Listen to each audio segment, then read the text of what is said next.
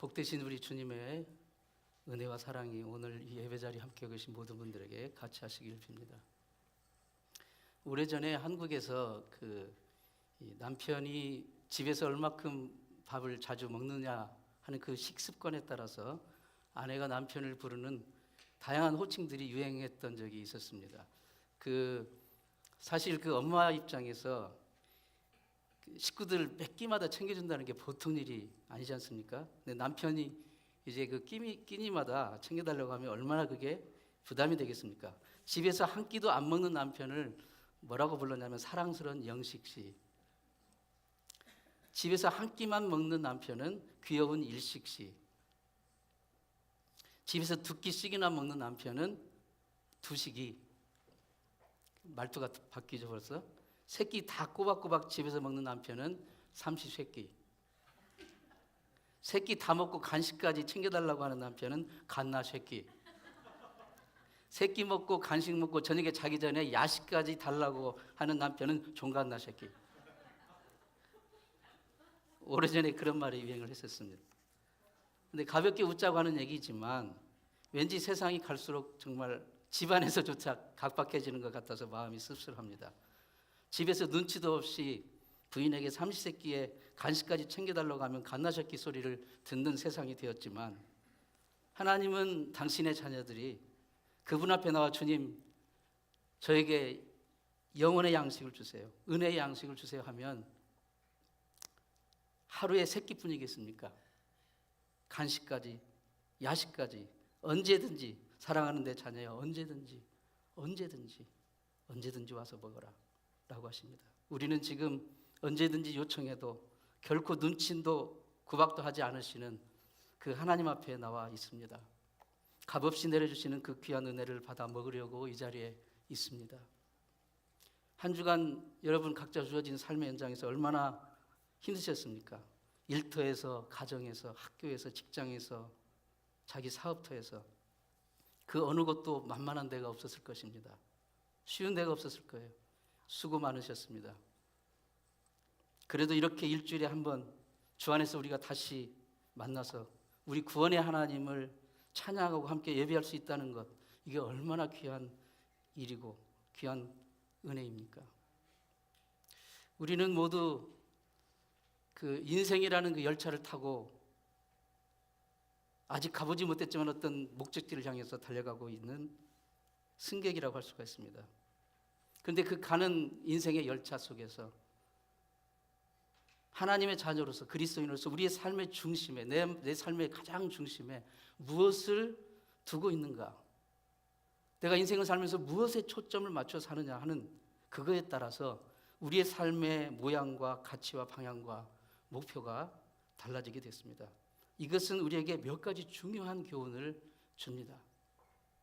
첫 번째로 그리스도인으로서 우리의 삶의 중심에 무엇을 두고 우리의 삶에 무엇에 초점을 맞추어 살고 있느냐 하는 문제는 매우 중요한데 이것은 환경 때문에 어쩔 수 없는 필연이 아니라 바로 본인의 선택의 문제라는 것입니다.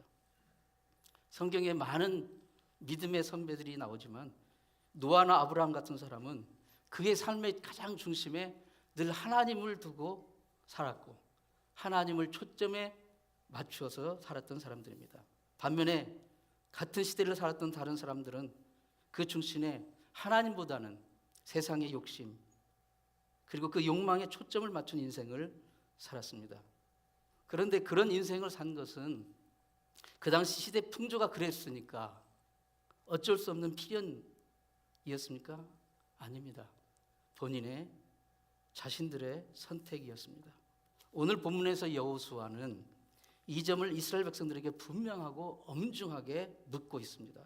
자, 이제 우리 민족은 400년 종살이로 신음하던 애굽을 떠나서 40년 그 험한 광야 생활을 거치고 마침내 꿈에도 그리던 하나님 약속하신 물과 젖과 꿀이 흐르는 이 가나안 땅, 요단강을 건너 가나안 땅에 들어와서 정착하게 되었다. 그런데 막상 와보니까 주변에 어디를 둘러봐도 다 세상의 헛된 신들과 우상을 섬기는 그런 사람들 뿐이다. 나는 이제 우리 모두에게, 여러분 모두에게 묻겠다. 여러분은 어떤 선택을 할 것인가?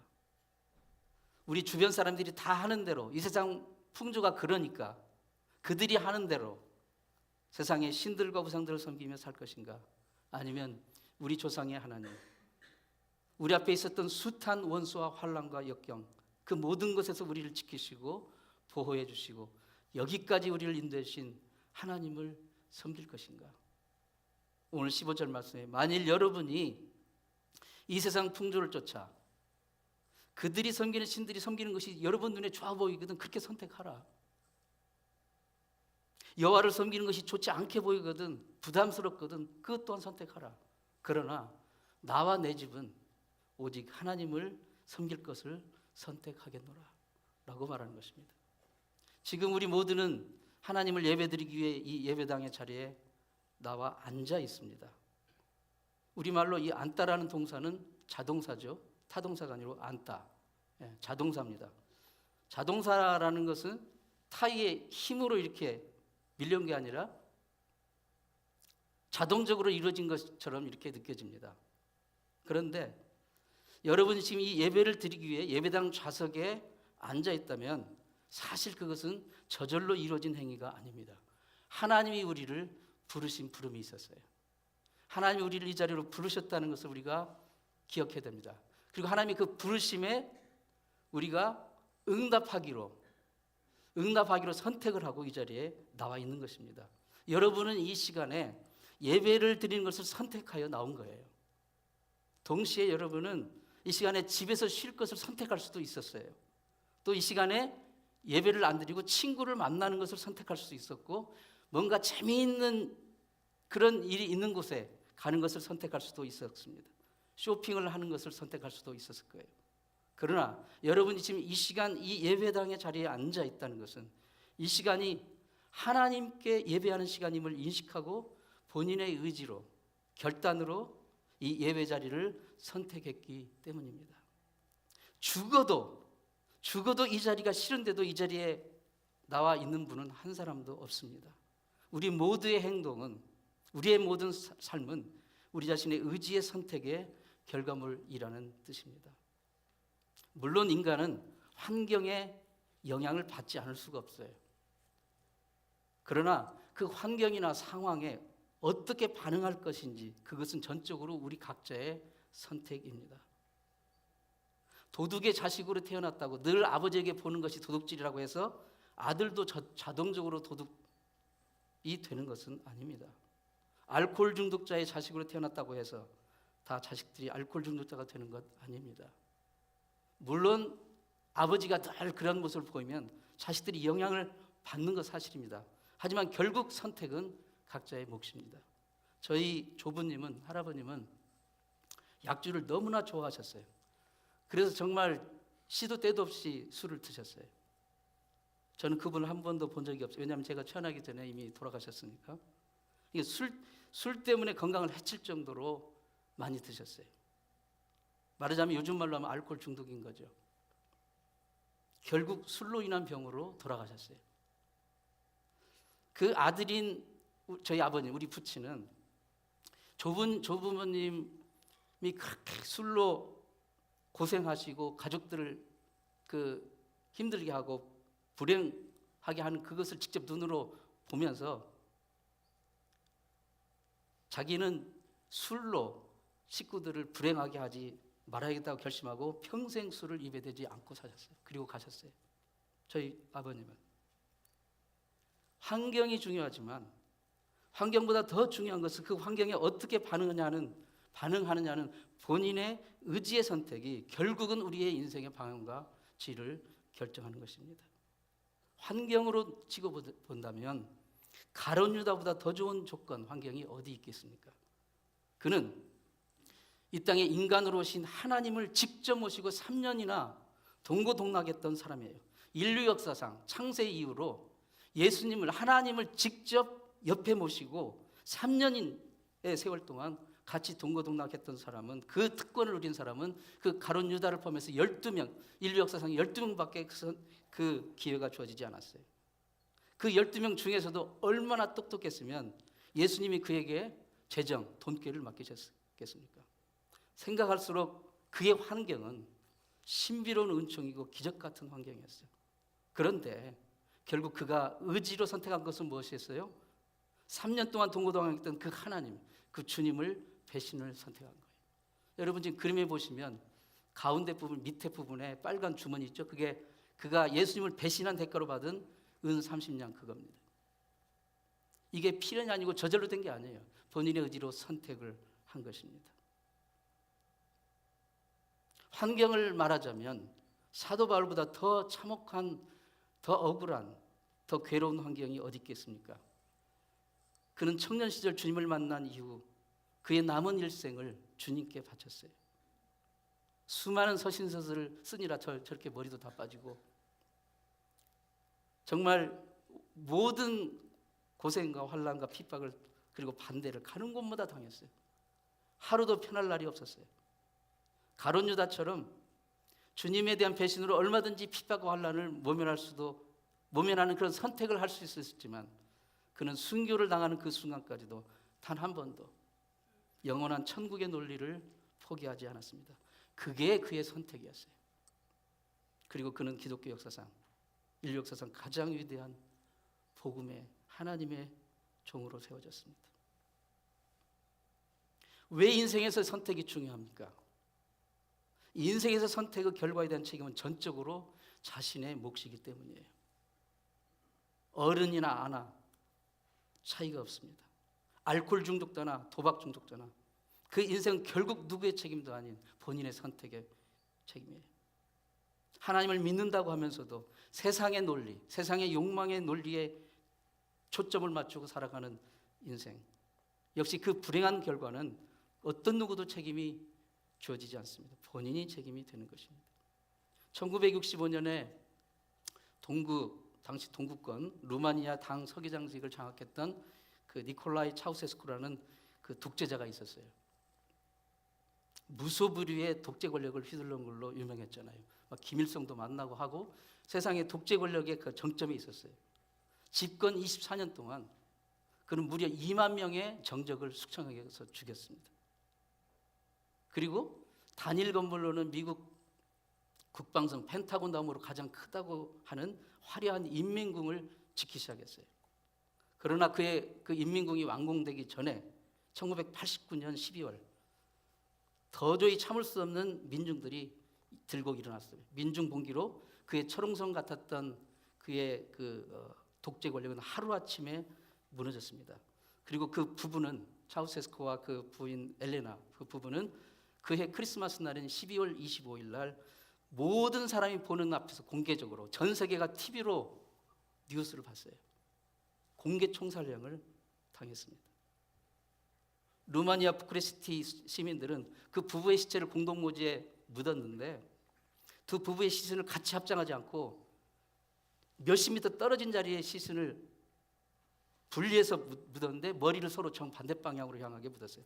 그만큼 그들에 대한 국민들의 증오가 얼마나 큰지를 보여준 증거입니다. 그들이 어떤 선택을 하고 인생을 살았는지 한 그 책임, 그 결과를 그들은 참혹하게 다 받은 거예요. 삶의 중심에 하나님이 아닌 욕망의 우상으로 채우던 삶의 비참한 결과는 그 누구의 탓도 아닌 바로 자기 자신의 선택의 결과물이라는 것입니다. 사랑하는 성도 여러분, 지금 여러분의 삶의 중심에 무엇으로 채우는 것을 선택하고 계십니까?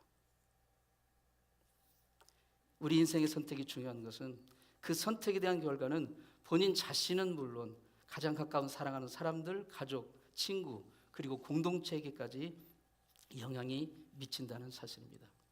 이스라엘 초대왕 사울은 그의 삶의 중심에 하나님을 담지 못했어요. 너무나도 슬프고 안타까운 일이죠. 그의 삶의 중심에 하나님을 담은 게 아니라 세상 권력과 그리고 사람들의 인기, 인심, 사람들이 나를 어떻게 보는가 그거에만 담고 있었어요. 그리고 하나님이 그에게 맡겨주신 그 권력을 섬겼어요. 권력의 종이 되어서 그 선택의 결과로 그의 자신의 인생만 비참하게 막을 내린 게 아니었습니다.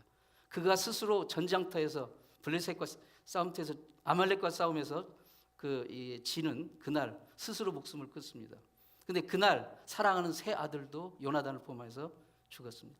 그가 그토록 추구했던 백성의 민심도 등을 돌렸고, 사울 한 인간의 어리석은 선택으로 인해 그 주에 사랑하는 수많은 사람들이 같이 고통과 좌절과 슬픔을 당하여야 했습니다. 그러나 오늘 본문 여호수아는 사울과 정반대의 모범을 보여줍니다. 여호수아는 이스라엘 백성들을 협박하거나 강요하지 않았어요. 너희가 여호와를 선택하지 않으면 내가 너희들 다 죽여버리겠다라고 하지 않았어요. 너희가 선택하라. 너희가 어떻게 선택을 하든지 나와 내 가족은 오직 여호와 하나님만을 섬기기를 선택하겠노라. 그러자 온 이스라엘 회중이 뭐라고 응답을 했습니까? 예, 우리도 당신처럼 하나님을 섬기겠습니다. 여호수아 당신이 선택한 그 길을 자기들도 선택한다고 했어요. 그들이 기꺼이 그렇게 할 수 있었던 것은 여호수아가 그냥 말로만 요즘 정치가들처럼 말로만 하는 게 아니라 실제 삶으로 그렇게 살아왔던 것을 누구보다도 그들 자신의 눈으로 직접 익히 봐왔기 때문이에요. 모세의 지도하에 출애굽에서 광야 생활 40년 동안 수많은 사람들이 하나님께 등 돌리고 하나님을 배신하고 하나님을 반역하고 불순종과 거역을 하고 결국 광야에서 다 죽어갔지만 오직 여호수아와 갈렙은 단 한 번도 하나님에 대한 충성과 지도자 모세에 대한 순종을 거두지 않았어요. 그것을 자기들은 비록 불순종했지만 그 여호수아가 하나님께 충성하고 지도자 모세에게 순종하는 그것을 자기 눈으로 똑똑히 봐왔기 때문에 여호수아가 오직 나와 내 집은 하나님을 하나님만 섬기겠노라 라고 하는 말이 그냥 하는 말이 아니라 그의 삶이고 그의 진심이라는 것을 추호도 의심하지 않았기 때문에 우리도 당신처럼 하나님 섬기기로 선택하겠습니다 라고 한 것이죠. 이게 바로 이 욕망의 바다와 같은 이 세상을 살아가는 성도가 끼쳐야 할 거룩한 영향력이 아니겠습니까? 그래서 우리의 선택은 너무나도 중요한 영향력이 있는 거예요.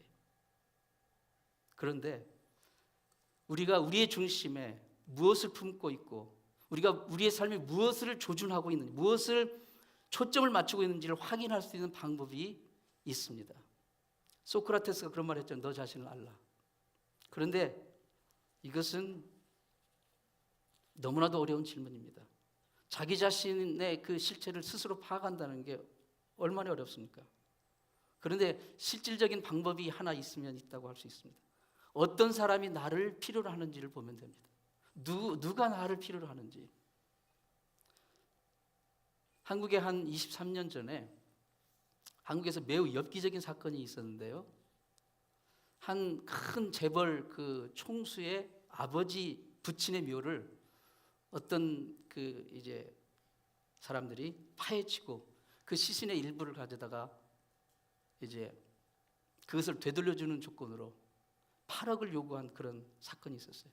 그러니까 애들을 납치해서 이제 그 인질을 잡고 부모에게 돈 요구하는 것처럼 재벌 총수의 아버지의 묘에 가가지고 파서 그 시신의 일부를 떼어다가 자기가 갖고 있으니까 8억을 주면 다시 돌려주겠다고 하는 그런 정말 짐승만도 못하는 반인륜적인 그런 일을 한 자들이 있었어요. 그런데 그게 단독 범행이 아니었고 공범들이 있었어요. 공범들이. 그 반인륜적인 범죄를 발상한 주범이 어떤 자들을 공범으로 불러들였을까요? 수첩을 펴놓고 평소에 성실하고 착하고 바르게 살던 그런 사람들에게 전화를 했을까요? 그럴 리 만무하지 않습니까? 오히려 정반대입니다.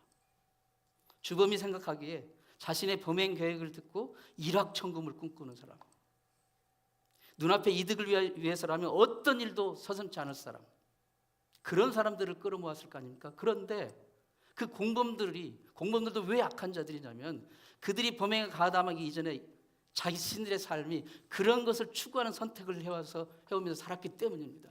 그러니까 나의 도움을 필요로 하는 사람이 누군지를 잘 보면 그 사람의 인생을 알 수가 있는 거예요. 지금 나를 절실히 필요로 하는 사람, 나를 가까이 하는 사람, 내가 따라가는 사람, 그게 누군지를 잘 파악해 보세요. 세상의 쾌락과 세상의 타락한 욕심을 추구하는 사람들이 여러분을 필요로 합니까? 자신의 목적을 위해 수단과 방법을 가리지 않는 그런 사람들이 여러분을 부르고 있습니까? 세상에 불의를 버타는 자들이 여러분을 끌어들이려고 하고 있습니까? 바로 그것들이 여러분이 누구인지를 보여줄 수 있는 바로미터가 될 수 있습니다. 모든 사람, 이 세상에 사는 모든 사람은 어떤 식으로든 누군가에게 통로 역할을 합니다. 자신이 불의한 자의 필요가 된다는 것은 그 삶의 어떤 부분인 이미 내 삶이 불의의 통로가 되는 삶을 선택했기 때문이에요. 똑같은 원리로 나의 중심을 진리를 담고 있다. 하나님의 진리를 추구하고 하나님의 생명의 진리에 목마른 자의 필요가 된다는 것은 그 진리를 쫓는 그 삶이 진리의 통로가 되고 있다는 까닭입니다. 내 삶의 중심에 무엇을 두느냐에 따라 내가 무엇을 위한 통로인지가 보여지게 결정되는 것이고 그 결과 나를 필요로 하는 자들이 누구인지가 판가름나게 되는 것입니다. 삶의 중심에 무엇을 두어야 할지 그것에 관해 인생의 바른 선택이 이렇게 중요합니다. 그럼에도 불구하고 많은 사람들이 때로는 그릇된 선택에 빠지는 이유가 뭘까요? 하나님, 우리를 향하신 그 하나님의 사랑, 그것을 모르기 때문입니다. 누가복음 18장에서 그 예수님은 항상 기도하고 포기하지 말아야 할 것을 이제 가르치시면서 끈질긴 강구로 never give up, 끈질긴 강구로 심지어 불의한 재판관, 하나님도 두려워할 줄 모르는 그 불의한 재판관에게서조차 응답을 받아내는 그 한 과부의 비유를 말씀하셨어요. 그러면서 하물며 하나님께서 택하신 성도들의 밤낮 간구하는 그 원한을 안 들어주시겠느냐 라는 요지의 말씀이었어요. 정말 하루하루 힘든 인생을 사는 우리에게 복음과 같은 소식이 아닙니까? 포기하지 아니하고 정말 끈질긴 간구로 기도할 때 하나님께서 응답해 주신다는 그 말씀인데, 그런데 잊지 말아야 할 것은요, 주님의 말씀이 바로 거기서 끝난 게 아니라 바로 그 한 패러그래프를 마무리하는 마지막에서 뭐라고 말씀하시냐면, 그러나 그 누가복음 18장 8절인데요. 그러나 인자가 올 때 세상에서 믿음을 보겠느냐라고 하셨어요. 바로 어쩌면 이 부분이 이 메시지의 핵심이라고 할 수가 있습니다. 믿음을 볼 수 있게, 믿음을 보겠느냐, 정말 바른 선택을 하고 있느냐 하는 것을 물으십니다. 인간이 자기 소원이나 목적을 두고 간절히 기도하는 것은 어떤 인간이든 하는 일입니다. 또 의미 있는 일이고요. 그런데 자기 소원을 아뢰는 그 행위는 사실 기독교만 있는 게 아니에요. 불교도 있고 회교도 있고 다른 종교도 있고 심지어 무당에게도 있어요. 그래서 자신의 자신의 바라는 것을 간구하는 행위 그 자체만으로 성경적인 믿음이라고 제한할 수가 없습니다. 신약 성경은 믿음을 말할 때 피스티스라는 그 헬라어를 쓰는데요. 그 뜻은 신실함이라는 뜻이에요. 신실함. 하나님 앞에 진실하는 것을 말해요. 주님의 말씀을 쫓아 내 삶이 먼저 하나님 앞에 진실하게 변화되는 것. 이것이 내가 원하는 소원을 간구하는 그것보다 더 중요하고 참된 믿음이라는 뜻입니다. 그러므로 자기의 삶의 변화는 아무런 관심도 없이 오직 자기 원하는 것만을 얻어내기 위해서 신에게 접근하는 것은 미신적인 수준과 다를 바가 없다는 것입니다. 주님은 누가복음 18장 비유의 말씀을 통해서 간절히 간구하라, 포기하지 말고 간구하라. 그런데 그 선택이 너 자신의 삶이 하나님 앞에 진실하고 네 삶의 중심에 하나님을 담고 있는 거기에서 출발한 간구인지 그 믿음을 보기 원하십니다. 참된 믿음과 미신을 혼동하여 잘못된 신앙생활을 하는 그런 그 세태가 많이 있다는 것입니다. 18세기에 스페인 화가 고야라는 화가가 있습니다. 이빨 사냥이라는 지금 화면에 나오는 그 그림을 동판에다가 이제 만든 작품인데요. 굉장히 특이한 작품이에요. 한 여인이 지금 교수대에서 그 사람이 사형을 당했어요. 죽었습니다. 근데 그것을 이제 그 시체 입으로부터 치아를 빼내고 있어요. 치아를. 한 여인이 무서움에 떨면서도 시체를 쳐다보지 못하고 그냥 손만 뒤로 뻗어서 시체의 입속에 치아를 뽑기 안간힘을 쓰고 있는 그런 장면이 묘사가 되고 있어요. 왜 이 여인은 그 무서움을 무릅쓰면서까지 시체의 치아를 사냥하려 하는가? 고야가 살던 당시 18세기 스페인에 만연해 있던 미신 때문이었어요. 무슨 말이냐면 죽은 사람의 시체에 이빨을 빼서 가지고 있으면 이제 행운이 오고 그리고 그 나쁜 일에서 이렇게 보호가 된다는 그런 미신이었어요. 그러니까 한국으로 치면 부적 같은 것이죠. 고야가 이 이빨 사냥을 그린 이유는 그처럼 한심한 미신에 빠진 당시의 세태를 비판하기 위한 것이었어요. 그들은 스페인이니까 가톨릭이지 않습니까? 주일마다 막 예배당 가서 미사를 드리고 집집마다 성상을 차려놓고 막 기도하고 자신들의 소원을 아뢰고 탁을 기도하고 소원을 아뢰고. 그러나 그들의 실제 삶은 피스티스가 아니었어요. 주님 앞에 진실함이 없어요. 주님을 그들의 삶의 중심에 모시고 있지 않았던 거예요. 오직 자신들이 원하는 욕망만을 채우기 위해서 신에게 접근하는, 그것이 바로 이 이빨 사냥, 그런 세태로 나타난 것이에요. 고야가 보기에 그것은 결코 성경이 말하는 참된 믿음이 아니었다는 것입니다. 우리는 날마다 선택을 합니다. 여호수아는 나와 내 집은 오직 하나님만을 섬기기로 선택하겠습니다. 오늘 우리의 모습은 어떻습니까? 주일날 이렇게 예배는 참석하지만 우리 실제 삶에서는 이빨 사냥을 하고 있지는 않습니까? 하나님의 뜻과는 아무 상관없고 하나님 말씀에 순종하는 것은 아무 관심이 없고 세상의 물결에 타협하면서 내가 진리의 통로가 되고 있는지 불의의 통로가 되고 있는지, 아니면 세상을 복음의 능력과 생명으로 회복시키는 하나의 미랄이 되고 있는지. 사랑하는 성도 여러분, 주님은 오늘 하나님의 종 여호수아의 입을 통해서 우리 모두에게 묻고 계십니다. 우리가 진정 우리의 마음의 중심에 둘 분이 누구인지, 진정으로 우리가 섬길 자가 누구인지를, 그리고 내 중심에 무엇을 향하여 초점을 맞추고 있는지, 그것을 잘 선택하라고 주님은 우리에게 요청하고 계십니다. 기도하겠습니다. 하나님 아버지, 결국 멸망할 수밖에 없는 세상의 욕망의 파도가 넘실대는 이 세상에서 세상 사람들은 어떤 길을 선택하든 주님, 우리는 여호수아처럼 오직 하나님만을 섬기겠노라고 선택할 수 있는 우리가 되도록 은혜를 베풀어 주시옵소서. 예수님의 이름으로 기도합니다.